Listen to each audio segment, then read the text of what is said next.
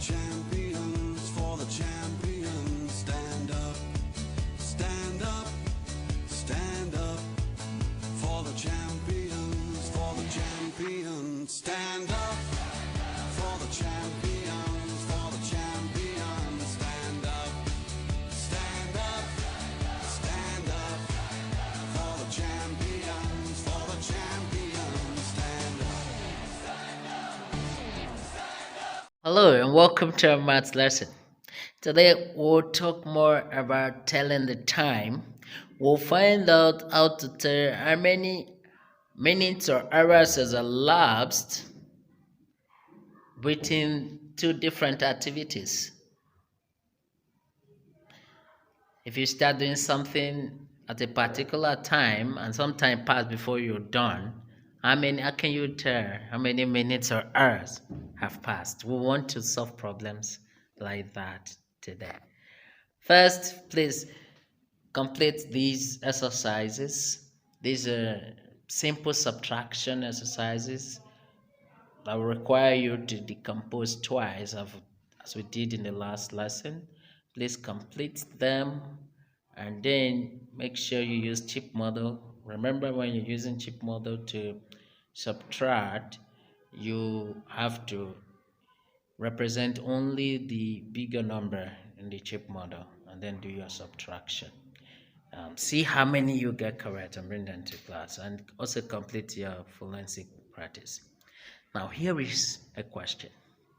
On Saturdays, Jean may only watch cartoons for 1 hour. Has 1 hour on Saturday for cartoons. Now, her first cartoon lasts 14 minutes and the second lasts 28 minutes. After a 5-minute break, John watches a 15-minute cartoon. How much time does John spend watching cartoons? Did she break her time limit of 1 hour? Let's find out. How many minutes in all did she spend watching the cartoon? She spent first 40 minutes plus another 28 minutes. That is already 42 minutes. Yes, 14 plus 28, 42.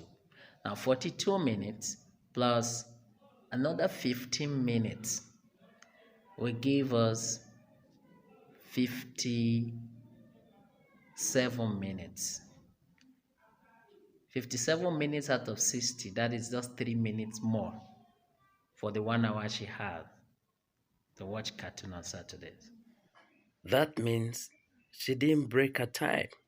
She was able to manage the time efficiently and even had 3 minutes more. Excellent. All right, here is another question. Kapana gets up at 7 a.m. She leaves the house at 7:30 a.m. How long does it take her to get ready? How long? Look at the time. That is 30 minutes later. She left the house. 30 minutes. It took her 30 minutes. Tony goes bowling on Saturday at 2 p.m. The first clock is showing you 2 p.m. He gets home at 9 p.m. How long did he stay out?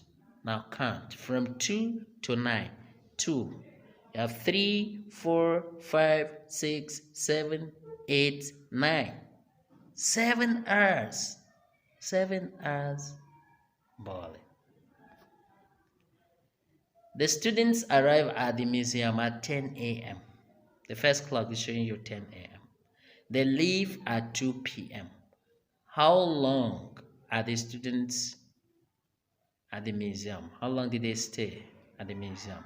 Now count from 10 to 2. That is 11, 12, 1, 2. 4 hours they spent at the museum. A movie starts at 11:30 a.m. It finishes at 1:30 p.m. How long does the movie last? The first clock is showing you 11:30. 11:30 to 12:30 is 1 hour. To 1:30 is 2 hours. So the movie lasted for 2 hours. Beth goes to bed at 8 p.m. She wakes up at 3:30 a.m. to go to the airport. How much time did she sleep? You have to count from 8 p.m. to 3:30 a.m. Let's count it. 8 to 9 is 1 hour. 10, 11, 12, 1, 2, 3. 7 hours plus another 30 minutes is 7 hours 30 minutes. Now, look at the way I drew this clock. The first clock is showing you 8 o'clock in the morning, 8 a.m. And the second one is showing you 8 o'clock in the evening, 8 p.m. The same thing, they both are showing the same time, but are different, one in the morning, the other one in the afternoon. Are these clocks showing the same time or two different times? The times are the same but different in that one is in the morning, the other one in the evening, but it's the same 8 o'clock. Different times during the day. All right, I needed to draw or show two clocks, one showing 4:30 p.m. and another one showing 1:30 p.m. I've taught them for you, but you're going to do these in exercises for me. The first clock is showing 4:30 and the second one is showing 1:30. These two clocks, the first one is showing 7 a.m. and the second one is showing 2:30 a.m. Now, you are going to complete your lesson 16 problem set for me. You're going to tell me the time and then let's see how many you get correct. All right, see you in our next lesson.